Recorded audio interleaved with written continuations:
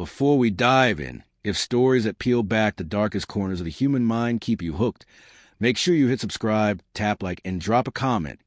Because what you're about to hear isn't just unsettling, it's real enough to follow you into the night. The fog rolled in off the northern California coast like a slow-coming storm, swallowing the roads, the pines, and the small cluster of police cruisers gathered around the entrance to Pelican Bay State Prison. Red and blue lights flashed against the gray morning, casting long shadows across the razor wire. Something had happened inside the secure housing unit. The SHU, a place so isolated that even prison guards joked that sound didn't bother reaching the cells there. But no one was joking now. Lieutenant Sarah Emmett stepped out her car, badge clipped to her vest, breath turning white in the cold. She'd been on the force for 19 years, long enough to know when a call didn't add up. A medical emergency inside solitary confinement rarely justified this level of panic.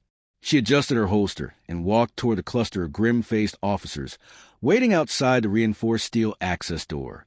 "What do we have?" she asked. Captain Reynolds, a thick-built man with tired eyes, scrubbed a hand down his face before answering. "Inmate in cell B, 213. Found unresponsive. Nurses say he's breathing, barely. But that's not the problem." Sarah frowned. "Then what is—" Reynolds hesitated. Something she'd never seen him do. He wasn't supposed to be in that cell. A chill slipped down her spine. Meaning that cell's been empty for months. No authorized transfers. No logs. Someone put him there off the record. Inside, alarms echoed in short bursts as officers secured the corridor. The SHU was a long, windowless corridor lined with steel doors, each one holding a man cut off from the world for 22 hours a day. Some spent years there, some spent decades. But no one should have ended up in B 213 without paperwork, without reason, without being seen. Sarah followed Reynolds through 2 layers of security until they reached the cell. A paramedic team was kneeling over the inmate. A man, maybe mid-40s, skin pale beneath weeks of grime. A feeding tube hung loosely from his side, as though it had been ripped out. His wrists bore deep, irritated marks where restraints had rubbed against skin. "Who is he?" Sarah asked. The medic checked a clipboard. Names listed as Marcus Hale. Sarah froze. She knew that name. Anyone in California law enforcement did. Hale had once been a top-tier confidential informant for the state's gang task force. His intel had brought down 2 major traffickers and nearly cost him his life when word leaked. He disappeared from public record years ago, apparently swallowed by the prison system under protective custody. "What the hell is he doing here?" Sarah murmured. "Better question," Reynolds muttered. "How long has he been here?" Someone had left Hale in that concrete box. A box with no window, no clock, no contact, long enough for his muscles to waste and his mind to fray. "No cameras in this wing," Reynolds continued. "They've been down for repairs for over 2 months. Convenient. Too convenient." A faint, raspy whisper escaped Hale's lips. Sarah quickly crouched beside him. Marcus, can you hear me?" His eyes fluttered open, clouded and unfocused. He struggled to form words, throat dry as paper. "They buried me," he croaked. Sarah leaned closer, heart pounding. "Who buried you?" His cracked lips trembled. "Not inmates, not them. Uniforms." Reynolds stiffened. "Guards." Before Hale could answer, his body seized in a violent shudder. The medics lifted him onto a stretcher and rushed him out, leaving Sarah staring at the empty cell. Something about the space felt wrong. Too clean in some places, too dirty in others, as if someone had wiped certain surfaces, but not all. She crouched and examined the floor. A faint, chalky smear along the concrete caught her attention. She rubbed it with her thumb and felt the grit. Lime dust. Strained for a closed cell with no construction nearby. Her gaze drifted upward to the air vent. Tiny scratches lined the metal grill. Frantic gouges, the kind someone might make if they were desperate enough, or trying to leave a message. "Reynolds," she called. "Was anyone else assigned to this unit today? Anyone unaccounted for?" He shook his head. Only 2 officers on rotation, both present. "Then someone had to bypass the logs," Sarah said. "Someone with high-level access." Reynolds' voice dropped to a whisper. You think someone on the inside is running a black site cell? Sarah didn't answer right away. She walked slow circles around the room, tracing the walls with her eyes. On the back wall, barely visible beneath a layer of grime, were faint indentations, letters carved by hand. She squinted, reading the jagged message. Not who you think. Her stomach twisted. Was Hale talking about the people who locked him here, or himself? Before she could inspect further, a correctional officer jogged toward them from down the hall, face pale. Lieutenant Emmett, you need to come to the control room. Now! They followed him swiftly. The control room was a glass-walled square filled with monitors, most of them dark due to the ongoing repairs. But one had come flickering back online, a grainy overhead feed of the SHU corridor from 2 nights ago. Watch, the officer said, rewinding the footage. The video played in shaky black and white. At 2:14 a.m., the corridor lights flickered. A figure entered the hall, wearing a guard uniform, face masked beneath a balaclava.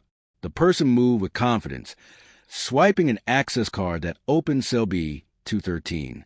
A full minute passed before the masked figure exited again, this time dragging another person slumped over their shoulder. Marcus Hale. The masked figure carried him back inside the empty cell and closed the door behind them. A few moments later, they walked out alone. Reynolds' voice was tight. That's at least one guard helping whoever's behind this. Sarah studied the masked figure's movements, the precise steps, the way they kept their head down, avoiding the camera angle. This wasn't improvisation. This was routine. Enhance the badge, she instructed. It won't be clear, the tech warned. Try. The image zoomed, then sharpened. The badge wasn't perfectly readable, but it wasn't blank either. It had the general outline of a Pelican Bay rank insignia. But one detail caught Sarah's eye, a tiny emblem in the corner, shaped like a shield. Only supervisors wore that insignia. Someone high-ranking, someone trusted, someone who could move a man into solitary without triggering alarms. And then the screen flickered. A new line of corrupted pixels glitched across the top, revealing something that made Sarah's pulse spike. A second shadow, just at the edge of the frame, as if someone else had been watching the entire transfer from around the corner. Someone not in uniform. Someone who wasn't supposed to be inside the SHU at all. Sarah leaned in, breath shallow. Whoever that is, they're not an officer. Reynolds swallowed hard. Then who the hell are they? The room fell silent, the humming of fluorescent lights filling the space. Sarah stared at the screen until the final glitch revealed one last sliver of detail. A reflection in the control panel behind the masked guard, clear enough to see the outline of a face. Not the masked one, the watcher's face. And it was a face Sarah recognized. She stepped back, heart hammering in her chest. No, she whispered. It can't be. But it was. And it changed everything. The control room felt suddenly too small, too bright, too quiet. Sarah's pulse echoed in her ears as she stared at the frozen frame on the screen, at the faint reflection of the face she hoped she'd never see again. Reynolds stepped toward her, voice low. Lieutenant, who is that? Sarah forced her jaw to unclench. Evan Rourke. The name alone carried weight. Once a decorated investigator, Rourke had worked beside her for nearly a decade. Brilliant. Calculated. The kind of man who could mentally walk through a crime scene and solve it like a puzzle. But he also had a darkness in him, something he kept hidden behind charm and a badge polished to a mirror shine. 2 years ago, he vanished following an internal investigation into evidence tampering. A scandal Sarah had uncovered herself. Rourke's career had ended. His reputation had collapsed, and he'd blamed her for every second of it. If he was inside Pelican Bay... This makes no sense, Reynolds muttered. Rourke's not staff. He'd never get to the gates without clearance. He would, Sarah said bitterly, if someone inside let him. The weight of that implication settled over the room. Corruption inside Pelican Bay wasn't unheard of, but this wasn't smuggling contraband or taking bribes. This was something darker, something organized. The officer at the console cleared his throat. Lieutenant, there's more footage. The screen jumped to a timestamp, 3 nights before Hale was found. The same masked figure appeared, same uniform, same movements. But this time, the person wasn't carrying Hale. They were speaking with someone standing off-frame. A voice reached the audio feed, low, muffled, distorted. But Sarah recognized the cadence. The sharp S's, the clipped ends of sentences. Rourke. The guard nodded once, as if receiving orders, and the masked figure stepped into cell B 213. That's it, the officer said. Feed cuts out after that. Reynolds exhaled slowly, stunned. So what are we looking at? Rourke running some kind of off-the-books interrogation? Torture? Retaliation? Sarah's mind jumped a message carved into the wall. Not who you think. What it Hale meant. She didn't have time to answer. Alarm sounded to the hallway, not loud, but urgent, controlled. Perimeter alert. Sarah's stomach dropped. Where? The officer checked the console. North maintenance exit. Someone tripped the motion sensors. Reynolds barked orders, and officers spun into motion. But Sarah was already running. The north exit wasn't used by staff. Only contractors doing repairs. That's what made it the perfect escape route for someone with inside help. The corridor leading to it was narrow, lined with exposed pipes and humming vents. A faint breeze carried the smell of damp metal and pine. As Sarah approached the door, she saw the lock panel flashing red, meaning someone had tried and failed to override it. Reynolds caught up behind her. No one went through. They'd need a master key. Sarah crouched and inspected the floor. Dust had been disturbed. Fresh footprints. A second set trailing close behind. One of them dragged slightly, like someone limping. Hale, Reynolds asked, voice shaky. No, Sarah said softly. These are boot prints. Someone heavier. She followed the tracks to the supply room across the hallway. The door hung slightly ajar. She pushed it open, gun drawn. Inside, the room was dim, filled with boxes, cleaning equipment, and stacked crates. A single fluorescent bulb flickered overhead. At the back of the room lay a guard, unconscious, zip-tied, and missing his uniform shirt, vest, and badge. Reynolds cursed. They used his uniform. That's how the masked guy moved through the prison. Sarah knelt beside the unconscious man and checked for injuries. He was alive. Bruised, but alive. Something else caught her eye. A scrap of fabric under his shoe. She pulled it free. Black wool. The edge of a balaclava. He struggled, Sarah said. Whoever attacked him wasn't expecting a fight. Reynolds nodded. Rourke has helped, but it's sloppy. That gives us time. Sarah didn't respond. Her thoughts were spinning too fast. If Rourke was here, if he'd infiltrated Pelican Bay, he had a reason. Something involving Marcus Hale. And Sarah knew Rourke better than anyone. He didn't care about power. He didn't care about money. He cared about revenge. The message carved into the wall echoed in her mind. Not who you think. Was Rourke hunting Hale? Or was Hale warning her about someone else? Someone above them both? Before she could untangle it, her radio crackled. Control room to Lieutenant Emmett. You need to see this. Now. When Sarah stepped back into the control room, the air felt heavier, charged with dread. Officers crowded around the central monitor, whispering under their breath. The tech pointed at the screen. Footage restored from a secondary camera in B Wing. It's from last night. Sarah's eyes locked onto the grayscale image. Marcus Hale was sitting upright in his cell. Alive. Awake. A shadow moved across the floor. Someone entering the doorway. Someone Hale recognized. His lips moved, forming a single word. Sarah couldn't hear it, but she could read it. You. The figure approached, careful, slow, almost gentle. They knelt in front of Hale. Hale leaned forward, speaking urgently. The shadowed figure listened, then placed something into Hale's hand, a folded piece of paper. Then the camera angle shifted, as if bumped. When the view steadied, Hale was again alone. Reynolds whispered, "Who the hell was that?" Sarah swallowed hard. Rewind. The frame rewound to the moment the visitor stepped into the doorway. Their face was partially obscured, but not fully. The angle caught enough. Sarah felt her heart stop. "It's not Rourke," she said. The room stayed silent. "It's Warden Kessler." Reynolds, shook his head in disbelief. But Kessler signed an emergency request to investigate Hale's condition. Why would he? He's covering his tracks, Sarah said. This goes deeper than Rourke. He didn't infiltrate Pelican Bay alone. The tech spoke up, trembling. Lieutenant, there's more. He zoomed in on the folded paper in Hale's hand. Though the image was blurry, one word on the outside was clear enough to make Sarah's breath catch. Her. Reynolds looked at her. Her meaning who? A slow, icy realization crawled through Sarah's chest. Hale hadn't carved that message for himself. He'd carved it for her.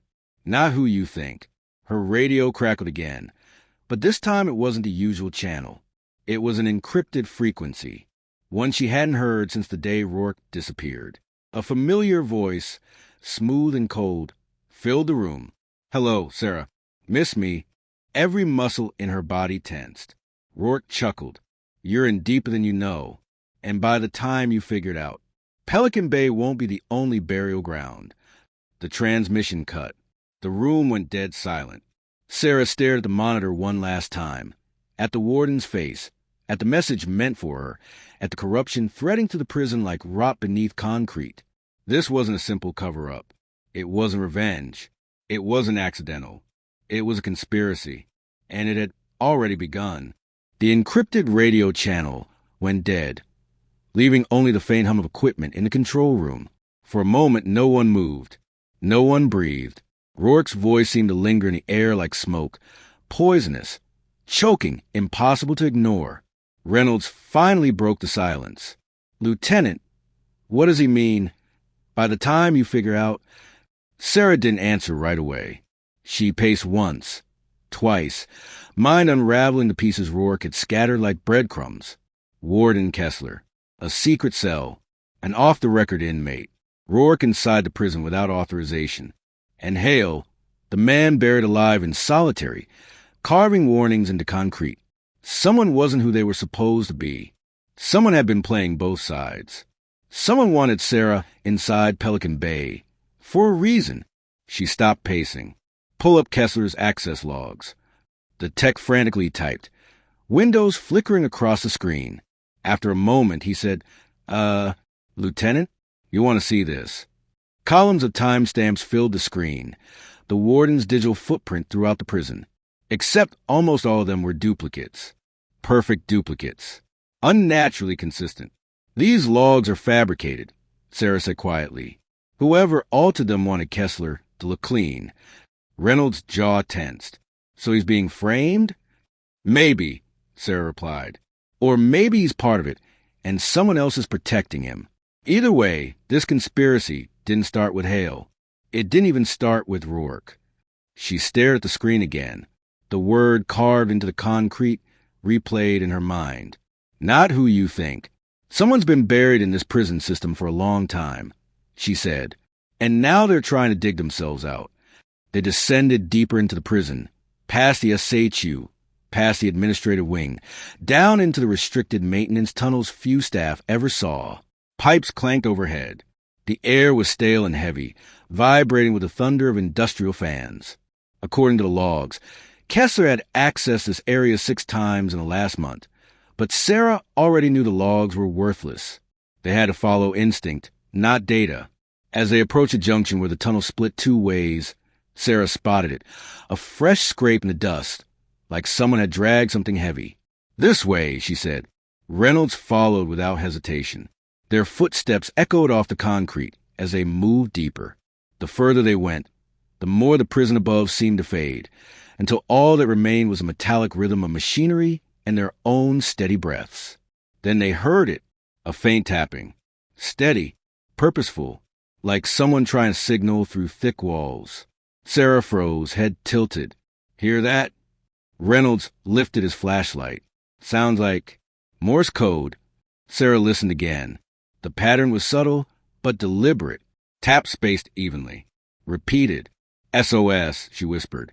Someone's trapped. They followed the sound to a small, unmarked door bolted shut with industrial-grade locks that didn't match the prison's standard-issue hardware. This wasn't installed by the state, Reynolds said. Someone reinforced this. Sarah examined the door, Then the lock. A newer model, high security, keypad controlled. Yet the panel next to it had been smashed, wires ripped out. No power. No override. Reynolds, give me your baton. He handed it over, and Sarah wedged it behind the hinges, hammering until the metal groaned and bent. Reynolds joined her, bracing the door with his shoulder until finally, with a piercing screech, the hinge snapped. The door swung open. Inside was a room no bigger than a walk-in closet. Bare concrete, one chair, one metal desk, and a single person tied to it had slumped forward. Sarah rushed in. Kessler? The warden lifted his head, eyes bloodshot, breathing shallow. Zip ties dug into his wrists. His badge and keys lay discarded on the floor near his feet. Reynolds swore under his breath. If he's in here, then who the hell has been walking around wearing the credentials? Sarah cut the restraints. As Kessler's hands dropped free, he sucked in a trembling breath. You have to listen. You're being set up, Emmett. All of this, the cell hailed. The footage, it's a trap. By who? He winced. There's a group off-the-books operatives. Contractors. They handle intel extraction from high-risk inmates when the state can't be officially involved. Rourke was recruited after he left the force. I tried to shut it down. That's when they came for me. Sarah felt her stomach twist. So you weren't running the secret cell? Kessler shook his head violently. No, they hijacked my access. They impersonated me. Rourke's part of it, but he's not in charge. Then who is? She demanded. Kessler's eyes filled with fear. The one Hale was supposed to expose. Before Sarah could ask more, her radio crackled again, but this time on her department's official channel. Attention all units. A dispatcher announced urgently. Be advised. Lieutenant Sarah Emmett is wanted for questioning in connection to the unlawful detainment of Warden Martin Kessler. Repeat, detain on sight. Reynolds' eyes widened. They're framing you. A beat later, footsteps thundered through the tunnels. Voices shouted orders. Flashlights cut through the darkness. Officers were closing in. Sarah pulled Reynolds and Kessler back into the hidden room.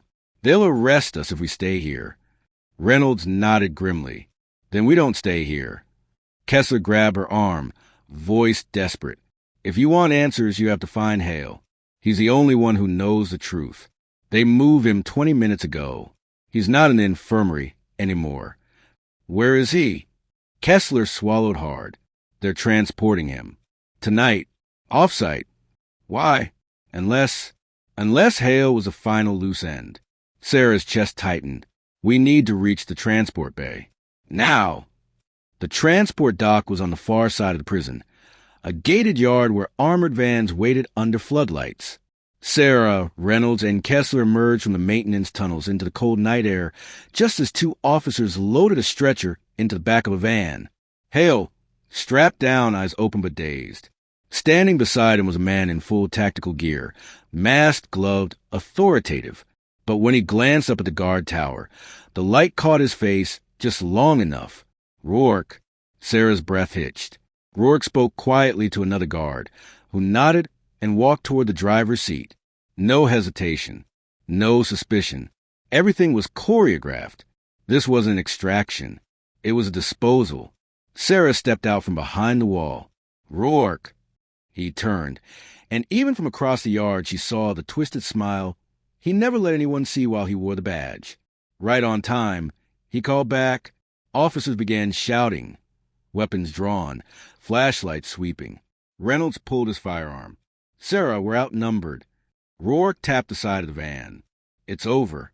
He talks. Everything burns. He reached for the door to climb inside.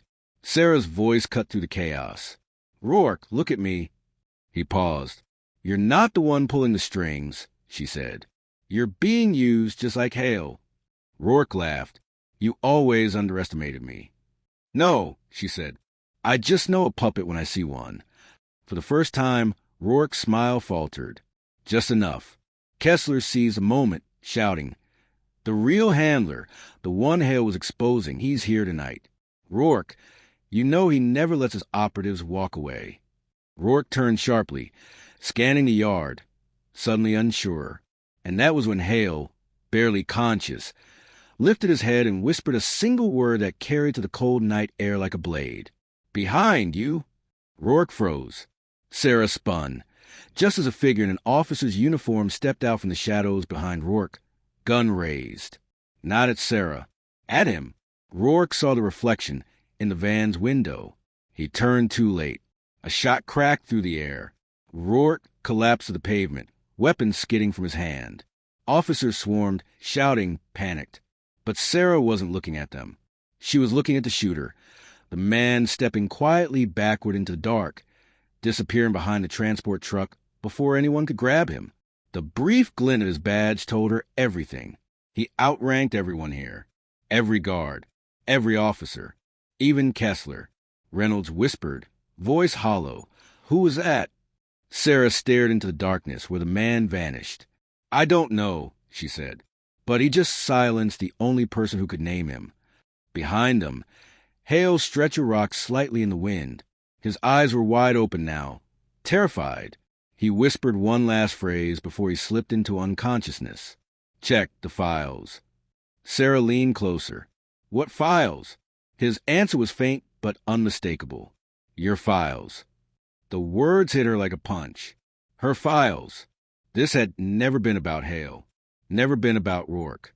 They hadn't been trying to bury him. They'd been trying to bury her. Sirens wailed. Officers shouted. Chaos erupted around them. But Sarah heard only Hale's final warning echoing through her mind. Your files. Her past. Her cases. Her evidence. Something buried in her career. Something she had never seen. Was the key to all of this. The real mastermind wasn't done. They weren't exposed. They weren't even close. And as the van doors slammed shut, as officers wrestled to regain order, as the shooter vanished without a trace, one truth settled over Sarah Emmett like ice. Pelican Bay was never the burial ground. She was. If you think this story was intense, you're not ready for the next one. Hit subscribe so you don't miss it.